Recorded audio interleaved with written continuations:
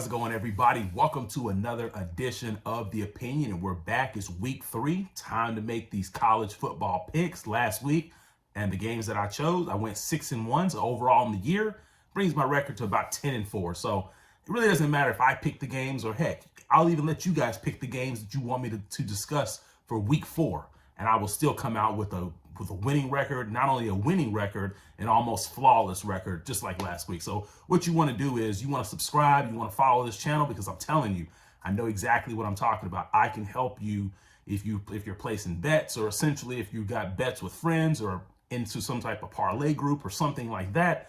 I can help you with your picks.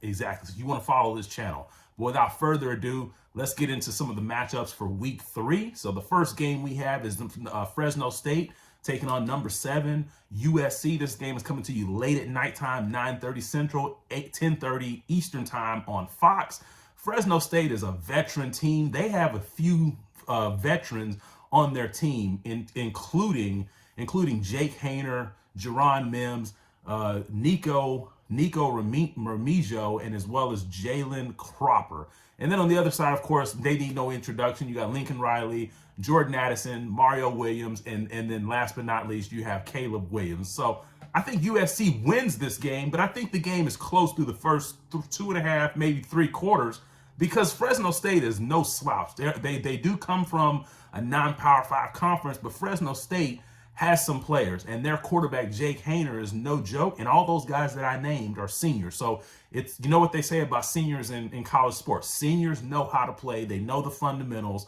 They play hard because they know that, hey, this is their last year and they're not going to get another chance. So I think the game is closer than people think, but I think USC edges them. I'll take a final score of about 42-31 or 32-41, somewhere in there. But I do think USC does get it done and marches on to Oregon State the following week undefeated. Next, we've got a surprise. Kansas versus Houston.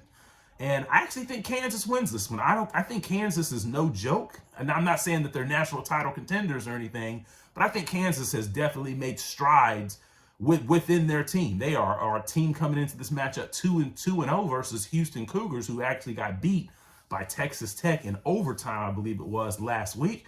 And I think the trend continues for Kansas. Jalen Daniels is definitely doing well, and Lance Leopold, you have to give this guy credit. If Kansas keeps this up, if Kansas even gets to 8-4, you got to give Lance Leopold coach of the year within the Big 12, especially considering where Kansas has come from just last year. So I think they've already matched their win total from last year in just 2 weeks. So they have a chance to win more games in 3 weeks than they did all of last year.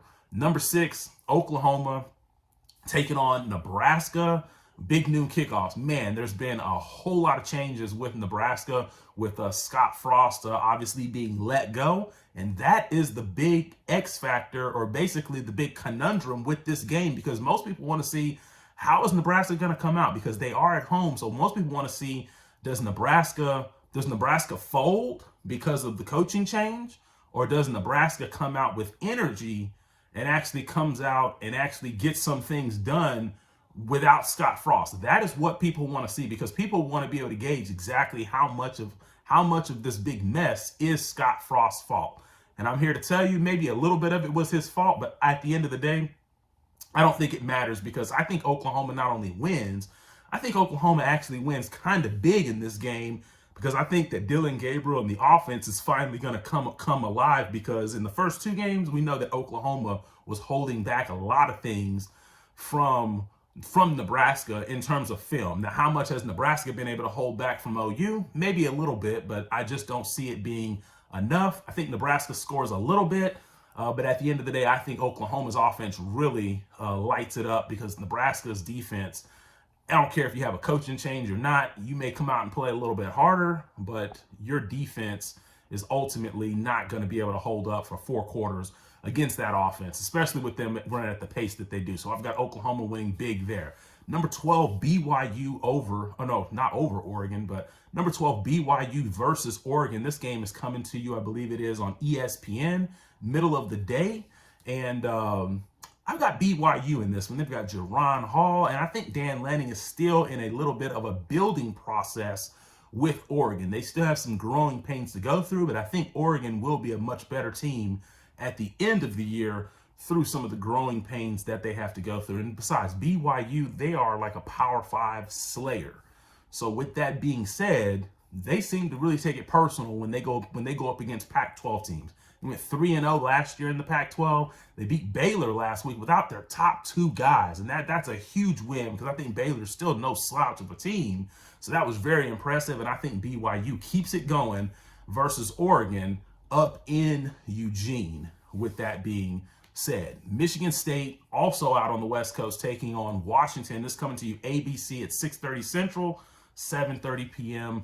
Eastern time as well on ABC primetime game. You've got Mel Tucker going up against Michael Penix Jr. But I think the story of this game is going to be Michigan State's defense, because that is something that Michigan State had on their belt last year, and that's something I believe they still carry with them this year. Now, Vegas actually has Washington favored by 3.5. So you go check the point spread on that one.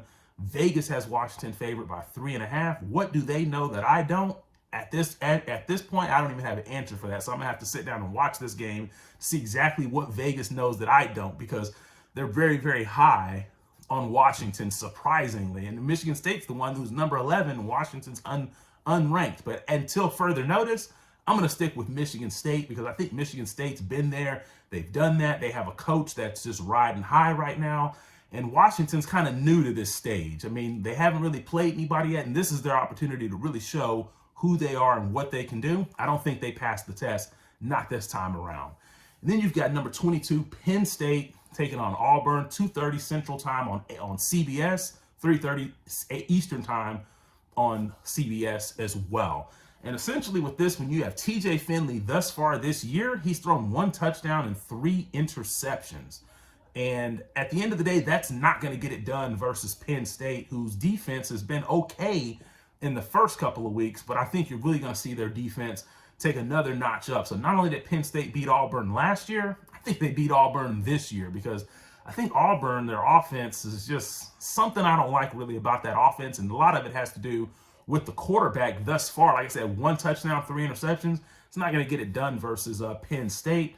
And then, so I think, therefore, Penn State wins the game on the road, going away again in Auburn. And then the game of the week, we have number 13, Miami, traveling down to College Station to take on Texas A&M. We've got Jimbo Fisher versus Mario Cristobal. There's so many different storylines within this one. This is Mario Cristobal's first year at the helm in Miami. In the first couple of games, Miami has definitely looked improved and impressive. But this is right here is their ultimate test. Meanwhile, on the flip side, you've got Jimbo Fisher coming off of a loss to Appalachian State. So they joined the ranks of Michigan from years ago to be upset by Appalachian State. And if Jimbo Fisher was to lose this game again, or essentially lose back-to-back weeks, that seat would start to get hot, or essentially he would start to hear a lot of flack from the fans. Unfortunately, he has a huge buyout, and they're not going to be able to get rid of this guy